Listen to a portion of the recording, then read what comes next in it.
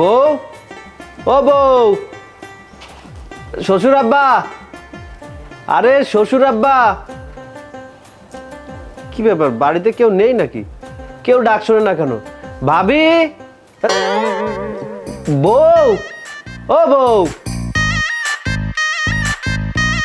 এই যে ভাই, এভাবে চেঁচামেচি করছেন কেন? এই বাড়িতে কেউ শাক পাতা কিনবেন, আপনি যান। শাক পাতা কিনবেন না মানে? এই মিয়া, এই বাড়িতে শাক পাতা বিক্রি করতে কে এসেছে? আরে আপনি তো শাক পাতা বিক্রি করতে এসেছেন, তা না হলে এতগুলো শাক পাতা নিয়ে কেন ডাকাডাকি করছেন? এই চুপ করো তুমি, আমি তোমার সাহেব, তোমার ম্যাডামকে ডাকো, যাও। আপনার পরিচয় দিন, তারপরে ডাকছি। আমি এই বাড়ির জামাই, তোমার মিথিলা ম্যাডামকে আমি বিয়ে করেছি। ও নতুন? এই নতুন মানে? তোমার ম্যাডামের কি আগে বিয়ে হয়েছিল নাকি? আরে না, আপনি কি উল্টাপাল্টা কথা বলছেন? আমি বলেছি আপনি এই বাড়ির নতুন জামাই। হ্যাঁ বুঝতে পেরেছো, এবার যাও তোমার ম্যাডামকে ডেকে নিয়ে এসো, যাও।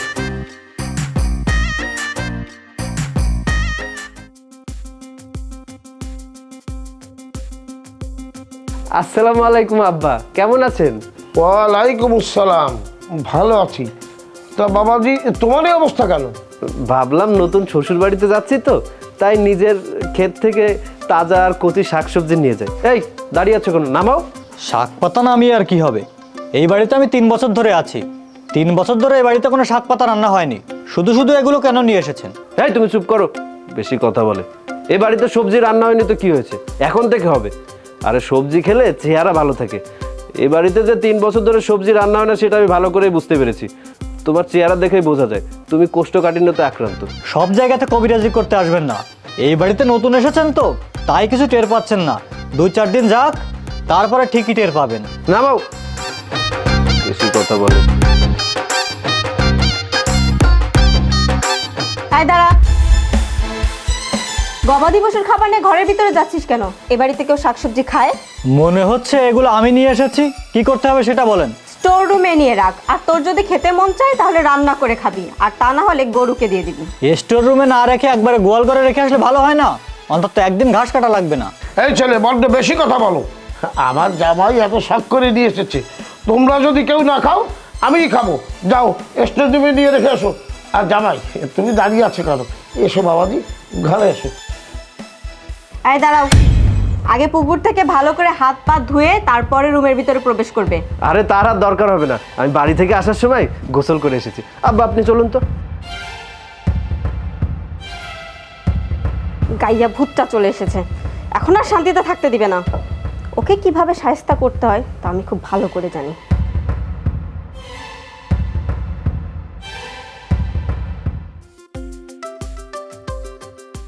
আয় ওসমান, শাক পাতা আবার রান্না হয়নি তো?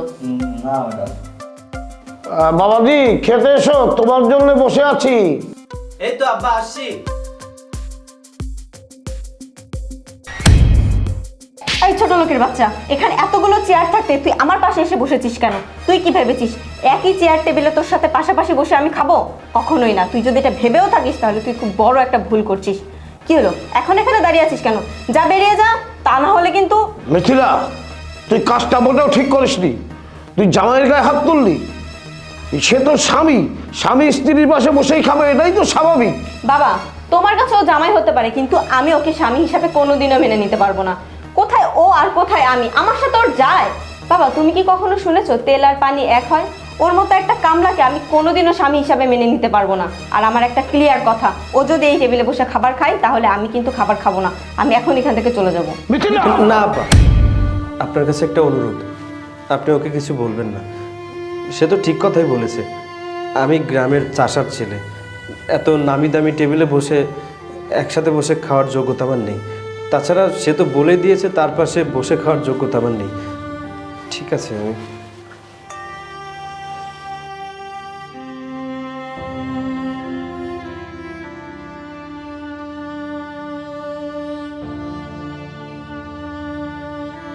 আব্বা, আমি তো গ্রামের মানুষ, আমি নিচে বসে খাচ্ছি। বিশ্বাস করুন আমার কোনো সমস্যা হবে না, আমার অভ্যাস আছে। আপনারা উপরে বসে খান, আমি নিচে বসে খাচ্ছি।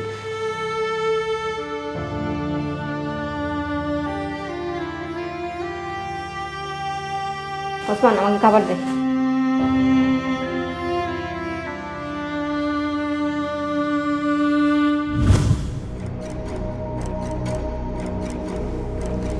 আই ছোট লোকের বাচ্চা, তোর এত বড় সাহস, তুই আমার রুমে ঢোকে আমার পাশে শুতে এসেছিস?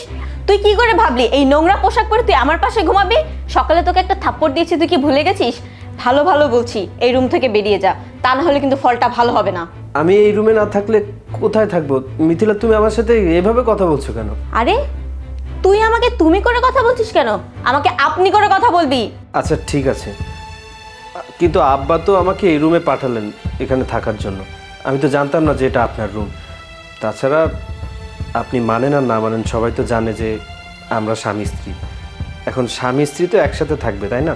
সবাই জানবে আমরা স্বামী স্ত্রী, কিন্তু তুই ঘুমাবি রুমের বাইরে আর আমি ভেতরে।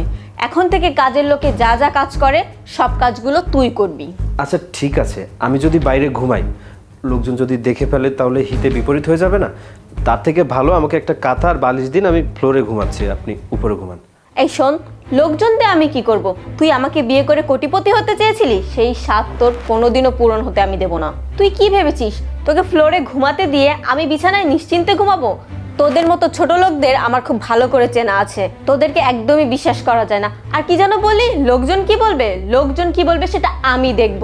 তুই এই মুহূর্তে এই ঘর থেকে বেরিয়ে যা। কি হলো, তোকে বলেছি না এখন এই রুম থেকে বেরো, বেরিয়ে যা।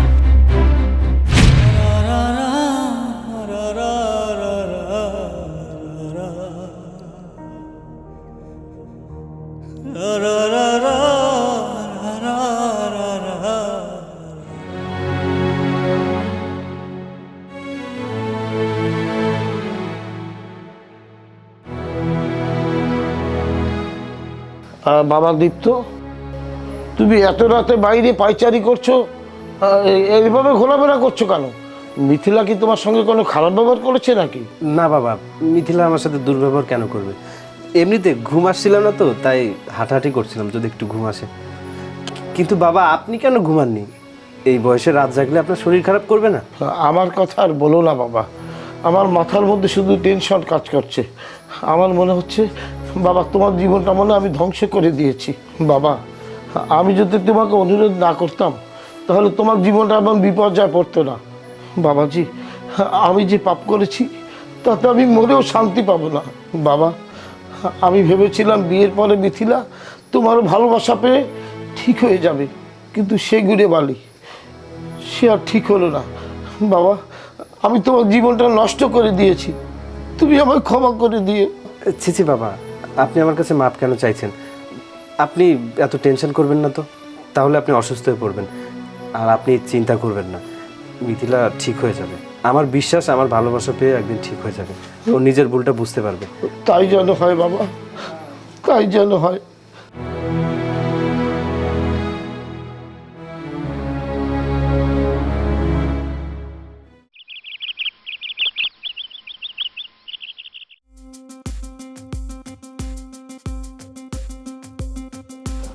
চাকর, তোর ম্যাডামকে ডাক। ম্যাডামকে ডাকো মানে? আপনি কি? আপনার পরিচয় কি? এই তুই তো বড্ড বেশি কথা বলিস। সামান্য চাকর হয়ে তুই আমাকে প্রশ্ন করছিস? তা প্রশ্ন তো করতেই হবে। আপনাকে আমি চিনি না, জানি না, হুট করে আসলেন, এসে বললেন ম্যাডামকে ডাকো। কে আপনি? আপনার পরিচয় কি? এই চাকর, কাজ বাদ দিয়ে তো কথা কিসের? আরে ভাই, তুই কখন আসলি? আরে শালা বাবু, তোমার পরিচয়টা আগে দিলেই তো হতো, তাহলে তো এত কথা কাটাকাটি করতে হয় না। যাই হোক, কেমন আছো তুমি? এই ছোট লোক চাকরের বাচ্চা, তোর এত বড় সাহস, নোংরা হাত দিয়ে আমাকে জড়িয়ে ধরেছিস? আরে তুই শালা কাকে বলছিস? হ্যাঁ, কি উল্টাপাল্টা কথা বলছিস তখন থেকে? আরে উল্টা পাল্টা কথা কেন বলতে যাব? আমি তোমার দুলা ভাই, মানে মিথিলার স্বামী। মানে মিথিলা, এ চাকরের বাচ্চা সব কি বলছে? ও নাকি তোর স্বামী? এমনিতেই মান সম্মান শেষ, আর এখন যদি আমার ফুফাতো ভাইয়ের সামনে ওকে স্বামী হিসাবে পরিচয় দিতে হয়, তাহলে যতটুকু মান সম্মান আছে তাও যাবে। না না ভাই, ও আমার স্বামী হতে যাবে কেন? ও তো এই বাড়ির চাকর। আরে তুমি কি সব বলছো? তোমার ভাইয়ের সামনে আমাকে অস্বীকার করছো? এই চাকরের বাচ্চা, তুই সামান্য চাকর হয়ে বাড়ি জামাই হওয়ার স্বপ্ন দেখিস? মিথিলা, এই ধরনের চাকরকে বাড়িতে রাখলে আমার মামার মান সম্মান যাবে। তুই একটা কাজ কর, এই চাকরকে এক্ষুনি বাড়ি থেকে বের করে দে। কামরুল, তুই কাকে এ বাড়ি থেকে বের করে দিতে বলছিস? কেন মামা, এ চাকরকে বের করে দিতে বলছি? ওর তো স্বভাব চরিত্র ভালো না। তুমি যদি ওকে বাড়িতে চাকর হিসেবে রাখো তাহলে তো তোমার মান সম্মান থাকবে না। ও এই বাড়ির চাকর তোকে কে বলেছে? কেন, মিথিলা বললো। ছি মিথিলা, ছি! তুই নিজের স্বামীকে এই বাড়ির চাকর হিসেবে পরিচয় করিয়ে দিচ্ছিস? তোর কি একটুও লজ্জা করছে না? না, একটুও লজ্জা করছে না। ওর মতো একটা গরিব ফকিরকে আমি স্বামী হিসাবে মানি না। ও হতে পারে তোমার কাছে মাথার মুকুট, কিন্তু আমার পায়ের জুতার সমতুল্যও না। মিথিলা, অহংকারটা একটু বেশি হয়ে গেল না? একটা কথা ভুলে যাস না, স্বামীর পায়ের নিচেই কিন্তু স্ত্রীর বেশ। আর সেই স্বামীকেই তুই জুতার সমতুল্য করলি, এই অহংকারের একদিন পতন হবেই। দরকার নেই আমার এমন স্বামীর, যাকে আমি কোথাও ঘুরতে নিয়ে যেতে পারবো না, যাকে কারোর সাথে পরিচয় করিয়ে দিতে পারবো না। আমি আমার শেষ কথা জানিয়ে দিচ্ছি, আমি ওকে স্বামী হিসাবে মানি না, আর কোনোদিনও মানবও না। তাহলে আমারও শেষ কথা শুনে রাখ, দীপ্ত আমার জামাই। এই বাড়িতে যা কিছু হয় আমার টাকায় হয়, আমি যা বলবো তাই হবে। আচ্ছা ঠিক আছে, থাকো তুমি তোমার ফকিন্নি জামাই নিয়ে। এ ভাই চল। চল।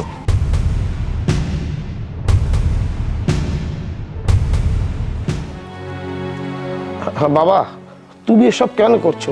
যাও, তুমি ফ্রেশ হয়ে এসো। ঠিক আছে আব্বা।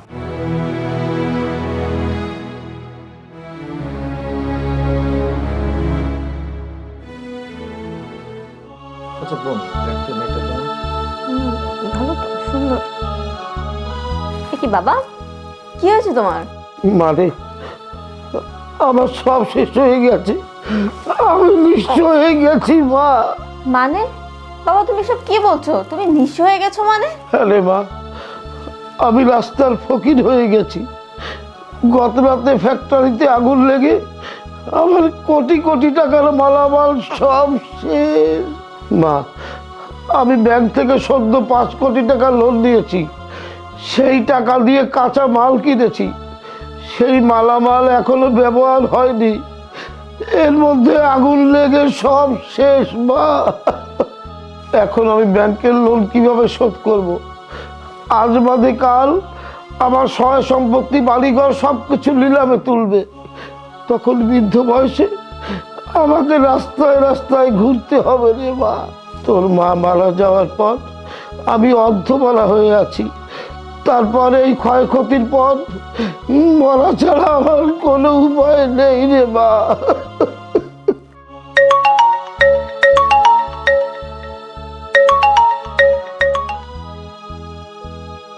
হ্যালো। আলী সাহেব, আমরা জানতে পেরেছি আপনার প্রতিষ্ঠানে আগুন লেগে সবকিছু শেষ হয়ে গেছে। এটা আমাদের কাছে রহস্যজনক মনে হচ্ছে। আপনি হয়তো পরিকল্পিতভাবে এই আগুন লাগিয়েছেন। 7 দিনের ইনভেস্টিগেশনের পর সবকিছু নিলামে ওঠানো হবে। প্রস্তুত থাকার জন্য আপনাকে অনুরোধ করা হচ্ছে। বাবা, কে ফোন দিয়েছিল? মারে, আমি যেটা ভেবেছিলাম সেটাই হয়েছে। ব্যাংক থেকে কল করেছে, আগামী 7 দিন পর আমার সব কিছু নিলামে উঠানো হবে। ব্যাংক থেকে প্রস্তুত থাকার জন্য আমাকে অনুরোধ করেছে। 7 দিনের মধ্যে আমি এত টাকা কিভাবে পরিশোধ করব? সত্যি আমি দেউলি হয়ে গেলাম রে মা। যে আলী চৌধুরীকে দেখলে মানুষ সম্মান করতো, ইজ্জত দিত, সে আলী চৌধুরীর মুখটা দেখে সবাই হাসাহাসি করবে। আমি কিভাবে না সহ্য করবো মা? আপনার ছেলে বেঁচে থাকা অবস্থায় আপনার এমনটা হতে দেবে না। আপনার কাছে টাকা নেই তো কি হয়েছে? আপনার এই বিপদ থেকে উদ্ধার হওয়ার জন্য যথেষ্ট পরিমাণ টাকা আপনার এই ছেলের কাছে আছে। ব্যাংকে আপনার লোন কত রয়েছে আমাকে বলুন, আমি আমার পিয়নকে ফোন দিয়ে দিচ্ছি, টাকা পাঠিয়ে দেবে। এই ছোট লোকের বাচ্চা, আমাদের বিপদের সময় এখন এখানে মজা নিতে এসেছিস? আমি বা আমার বাবা কেউই এখন মজার মুডে নেই। যার বাড়িতে নুন আনতে পান্তা পুরায়, একটা ভালো পোশাক কিনা পড়তে পারে না, সে কিনা এসেছে আমার বাবার কোটি কোটি টাকার দেনা মেটাতে। যা এখান থেকে যা, আমার চোখের সামনে থেকে যা। হ্যাঁ, মিথিলা তো ঠিক কথাই বলেছে। এখন এখানে দাঁড়িয়ে আছিস কেন? যা এখান থেকে যা। এই চুপ চুপ, একটাও কথা বলবি না, চুপ করে দাঁড়িয়ে থাক। কে বলেছে আমার নুন আনতে পান্তা পুরায়? কে বলেছে আমি একটা দামি পোশাক পরতে পারি না? আরে কে বলেছে আমার ঘরে খাবার নেই? আমাকে কথা বলার সুযোগ দিয়েছে কেউ? সবসময় গরিব, কামলা, খ্যাত এইসব বলে অপমান করেছে, দূরে সরিয়ে রেখেছে। আমি যেদিন এই বাড়িতে প্রথম এসেছিলাম, ছদ্মবেশ নিয়ে এসেছিলাম, কারণ আমি পরীক্ষা করতে চেয়েছিলাম যাকে আমি ভালোবাসি, যার সাথে সারা জীবন কাটাবো, তার মন মানসিকতা কেমন। আপনার বাবা যথেষ্ট জ্ঞানী এবং ভদ্র মানুষ, তাই তার কথায় আমি আপনাকে বিয়ে করতে রাজি হয়েছিলাম। আর এই বিয়ে করার কারণটা এখনো পর্যন্ত আপনি জানতে পারেননি। জানবেন কি করে? কারণ অহংকার তো মানুষকে ভালো কিছু শেখায় না, অহংকার মানুষকে ভালো কিছু শেখা থেকে বঞ্চিত করে। আপনার বেলায় ঠিক তেমনটাই হয়েছে। কথায় আছে না, অহংকার পতনের মূল।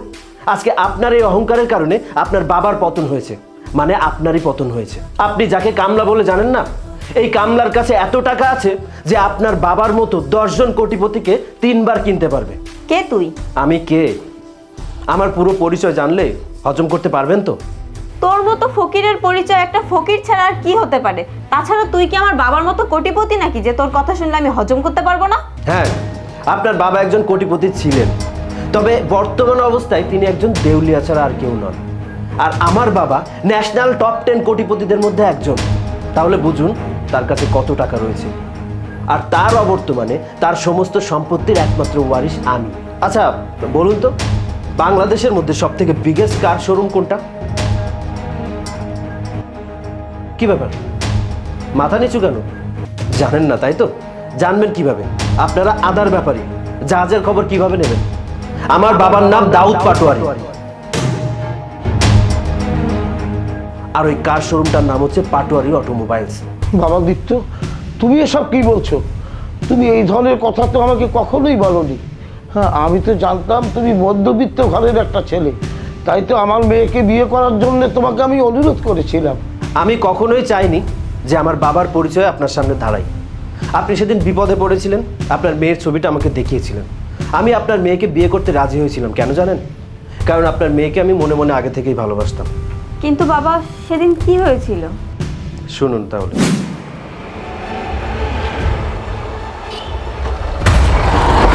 কে কোথায় আছো?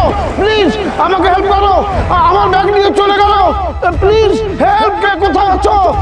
আমার ব্যাগ নিয়ে চলে গেল, কে কোথায় আছো?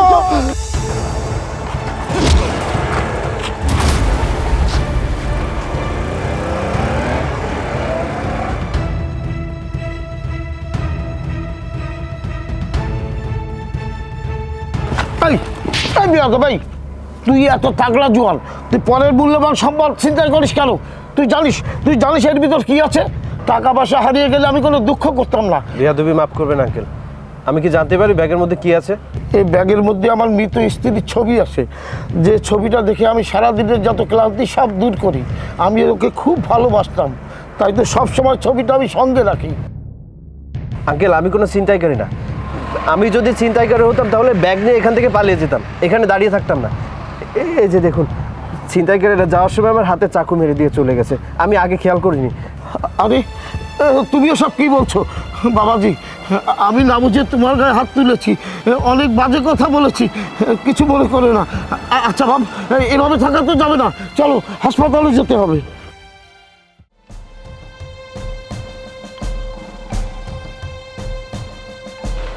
বাবাজি, অনেক কথাই তো হলো। আগামী শুক্রবার তুমি আমার বাড়িতে কিন্তু অবশ্যই বেড়াতে আসবে। জি আঙ্কেল, আমি চেষ্টা করব। আচ্ছা, আপনার বাড়িতে কে কে আছেন? আমার বাড়িতে আমার মেয়ে ছাড়া আর কেউ নেই। ও দাঁড়াও, আমার মেয়ের একটা ছবি ব্যাগের মধ্যে আছে, আমি তোমাকে দেখাচ্ছি। আমি যাকে মনে মনে খুঁজছি, এই তো সেই মেয়ের ছবি। সেদিন ব্যাংকের সামনে থেকে ওকে আমি এক পলক দেখে নিজের অজান্তেই ভালোবেসে ফেলেছি। যাকে আমি পাগলের মতো হয়ে খুঁজছি, আজকে তার বাবার সাথে আমার ঘনিষ্ঠতা হলো। এটা হয়তো বিধাতার বিশেষ কৃপা। আর কি হলো বাবাজি, হঠাৎ চুপ হয়ে গেল কেন? ঠিক আছে আঙ্কেল, আমি সময় করে আপনার বাড়িতে যাওয়ার চেষ্টা করব। আচ্ছা বাবাজি, বিয়ে শাদী কি করেছো? না মানে, তাহলে বৌমাকে দিয়ে আমাদের বাড়িতে যেতে। না আঙ্কেল, এখনো আমি বিয়ে শাদী করতে পারিনি, তবে ভালো একটা মেয়ে পেলে অবশ্যই করব। বাবাজি, আমি তোমাকে একটা কথা বলতে চাচ্ছিলাম। আসলে বাবা হয়ে এ কথা বলা ঠিক হবে কিনা আমি জানি না। আমার মেয়েকে আমি অনেক স্নেহ যত্ন আদর করে মানুষ করেছি। দেখো বাবাজি, ওর মা মারা যাওয়ার পরে ওর মাও আমি, ওর বাবাও আমি, ওর সব কিছু আমি বিশ্বাস করো বাবাজি, ওর জন্য তোমার মতো একটা পাত্র খুঁজছিলাম। আর তুমি যদি কিছু মনে না করো, আগামী শুক্রবার তোমার বাড়ির সবাইকে নিয়ে একটু দেখাশোনা করেছি। ঠিক আছে আঙ্কেল, আমি রাজি, কিন্তু আমার তো পরিবারে কেউ নেই।